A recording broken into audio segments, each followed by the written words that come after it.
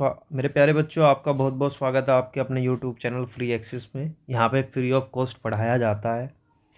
अभी हमने थर्मोडायनेमिक्स को स्टार्ट किया है। आई होप सो हम उसे बहुत अच्छे से लेकर के चल रहे हैं। एटलीस्ट हमने 12 लेक्चर्स कंप्लीट कर चुके हैं। 13वें लेक्चर पर हैं हम। जब आप पढ़ें मेरे प्यारे बच्चे, नोट्स बनाएं, नोटबुक लेकर के बैठे, वीडियो को पॉज करके उसे देखें और उसको लिखें। अगर नहीं समझ में आ रहा तो बार बार आप समझें और उसे देखें, तो चीज़ें धीरे धीरे धीरे धीरे क्या होगी, मैपिंग होनी स्टार्ट हो जाएगी आपके माइंड में।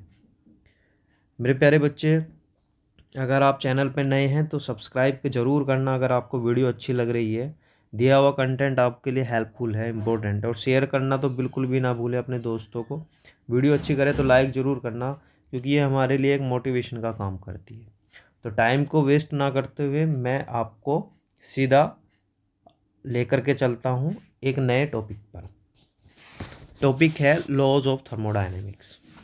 ठीक है मेरे प्यारे बच्चे, लॉज ऑफ थर्मोडायनेमिक्स।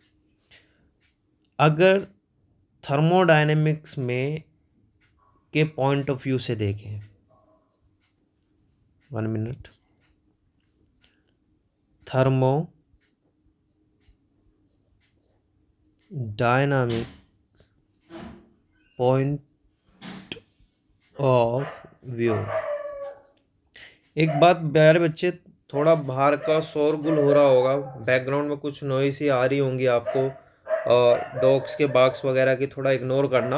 आप कंटेंट पे और क्या नाम है, अपनी स्टडी पे ध्यान दें, है ना। तो धीरे धीरे जैसे जैसे ग्रोथ करेंगे तो आपके लिए काफ़ी अच्छी चीज़ें हम लेकर के आएंगे, जो आपको प्रॉब्लम ना हो। उसमें आपकी मुझे हेल्प की बहुत ज़रूरत है। आप मुझसे जुड़े, मेरे चैनल से जुड़े। मैं almost polytechnic, B Tech, competitive exams की, मैकेनिकल इंजीनियरिंग से रिलेटेड जितना कुछ भी है मैं सब कुछ कंप्लीट करा दूंगा फ्री ऑफ कॉस्ट, बिना किसी 1 रुपया के। 1 रुपया देने की ज़रूरत नहीं है मेरे प्यारे बच्चे, किसी को भी, किसी भी आपको कोर्स लेने की ज़रूरत ही नहीं पड़ेगी। बस आपको इतना सपोर्ट करना है कि चैनल को सब्सक्राइब करते चलना है, वीडियो अच्छी लग रही है लाइक करते चलना है। कुछ चीज़ आप सजेशन देना चाहते हैं तो आप बेफिक्र होकर के आप कमेंट में सजेशन दीजिए, हम उस पर काम करेंगे, इम्प्रूव करेंगे। थर्मोडायनेमिक पॉइंट ऑफ व्यू से जो लॉज ऑफ थर्मोडायनेमिक्स है मेरे प्यारे बच्चे, इन जनरल हम 3 तरीके के लॉज को पढ़ते हैं। पहला है ज़ीरोथ लॉ ऑफ थर्मोडायनामिक्स। ठीक है। दूसरा कौन सा है? First law of thermodynamics.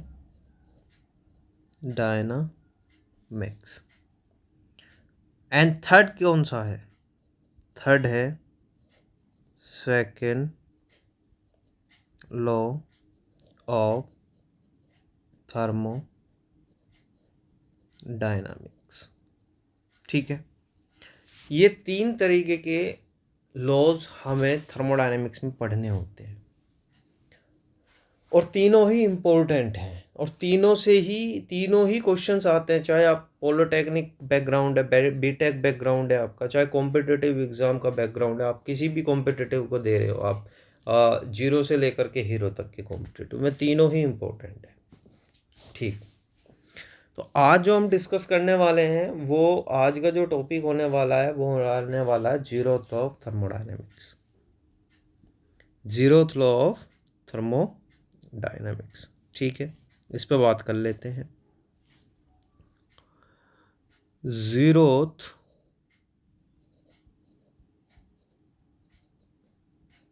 Law of, अच्छा इसको ऐसे भी लिखा लिखा हुआ मिल जाएगा कहीं आपको,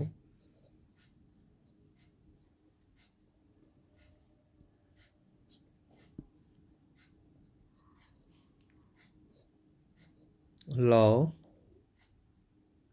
of thermodynamic.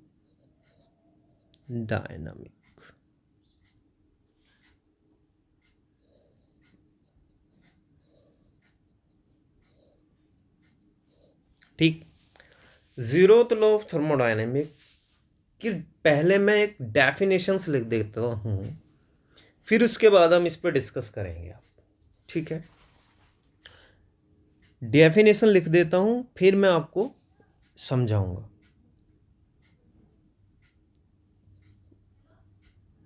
when two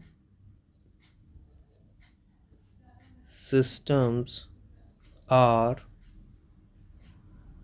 each in thermal equilibrium with a third system, then the two systems are also in thermal equilibrium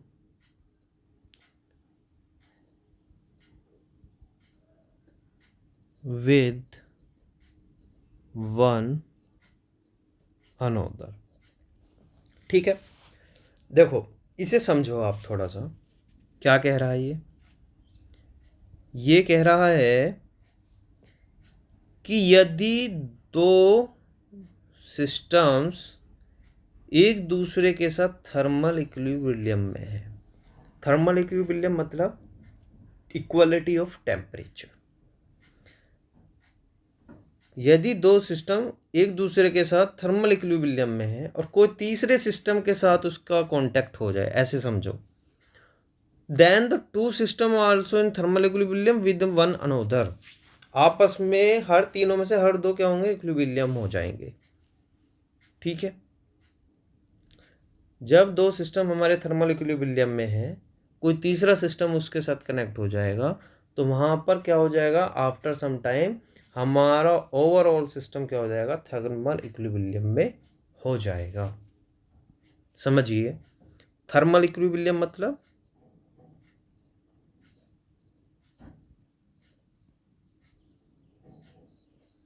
का मतलब होता है equality of temperature. Temperature equality. ठीक है, अब इसे कैसे समझें? इसको हम ऐसे समझेंगे मेरे प्यारे बच्चे, जो मैं बहुत अच्छे तरीके से कोशिश करूंगा आपको समझाने की। ठीक, मान लीजिए हमारे पास एक सिस्टम तो ये हुआ, दूसरा सिस्टम हो गया ये। ठीक, जो सिस्टम ए है और एक सिस्टम हो गया बी, अगर ये दोनों एक दूसरे के साथ थर्मल इक्विलिब्रियम में है, ठीक, और इनके साथ कोई तीसरा सिस्टम भी जोड़ दिया जाए, ठीक, कोई तीसरा सिस्टम भी जोड़ दिया जाए,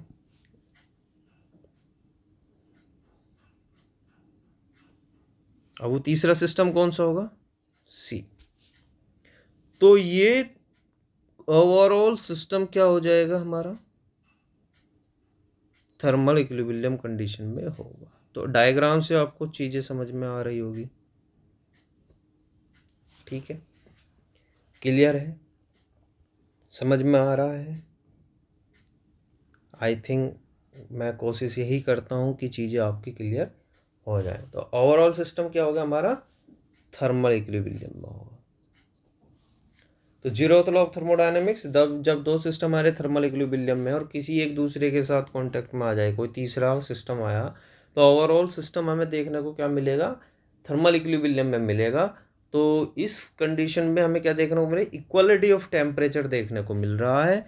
और जहाँ इक्वलिटी ऑफ टेम्परेचर है मेरे प्यारे बच्चे, उसे जीरोथ लॉ ऑफ थर्मोडायनेमिक्स कहते हैं।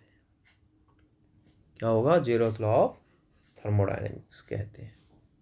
ठीक, एप्लीकेशंस क्या है इसकी, temperature measurement is based on zeroth law of thermodynamics. इसे आप लिख लीजिए, नोट कर लीजिए।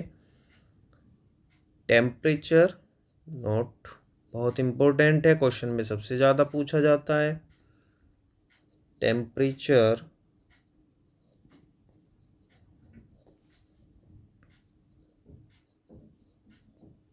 measurement is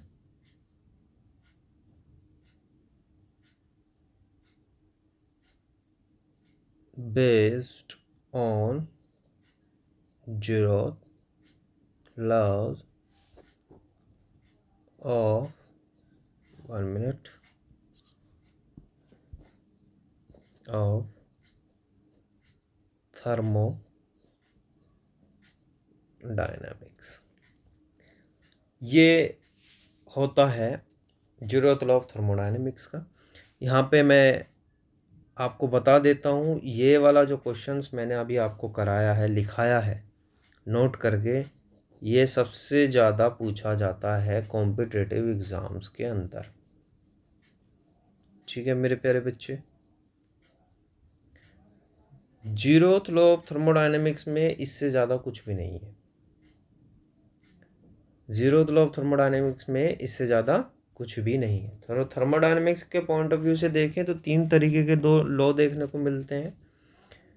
एक तो आपका होगा जीरोथ लॉ, एक होगा फर्स्ट लॉ, एक होगा सेकंड लॉ। ठीक है, आज हमने जो चर्चा करी है जीरोथ लॉ ऑफ थर्मोडायनेमिक्स पे की है। जब 2 सिस्टम हमारे थर्मल इक्विलिब्रियम में होंगे, कोई तीसरा सिस्टम के साथ कनेक्ट हो जाए, तो आफ्टर सम टाइम हम देखेंगे ओवरऑल सिस्टम हमारा क्या होगा, थर्मल इक्विलिब्रियम में ही होगा। और थर्मल इक्विलिब्रियम का मतलब क्या होता है? थर्मल इक्विलिब्रियम का मतलब होता है भैया इक्वालिटी ऑफ टेम्परेचर। सीधी सी बात, अनपढ़ों की तरह पढ़ो भाई अच्छे से। ठीक है, मैंने डायग्राम से आपको समझाने की कोशिश की है। और लास्ट जो इम्पोर्टेंट है, जो आता भी है, कि जो टेम्परेचर मेजरमेंट होता है वो किसके, कौन से लॉ पर बेस्ड होता है? वो होता है भैया थर्मोडायनेमिक्स के जीरोथ लॉ पे। ठीक मेरे प्यारे बच्चे, अगर आपको वीडियो अच्छी लग रही है, समझ आ रहा है हमारे द्वारा जो कंटेंट दिया जा रहा है, तो बेटा आप वीडियो को लाइक ज़रूर कर दीजिए। आप वीडियो लाइक करें, अपने दोस्तों के साथ शेयर करें और चैनल को सब्सक्राइब कर दीजिए। बेल आइकन भी बजा देना मेरे प्यारे बच्चे। नेक्स्ट वीडियो हम लेकर के आएंगे फर्स्ट लॉ ऑफ थर्मोडायनेमिक्स की। नेक्स्ट वीडियो में आपके साथ मिलते हैं मेरे प्यारे बच्चे। हमारे मोटिवेशन के लिए आप केवल एक काम कीजिए, लाइक करें, शेयर करें, सब्सक्राइब कर दीजिए। हमारा मोटिवेशन बनाए रखने की जिम्मेदारी आपकी है और आपको बेहतरीन कंटेंट देने की जिम्मेदारी हमारी है। हम मेहनत आपके लिए करेंगे, आपको केवल हमारे साथ जुड़ना है। आज के लिए थैंक यू। नेक्स्ट डे मिलेंगे नई वीडियो के साथ।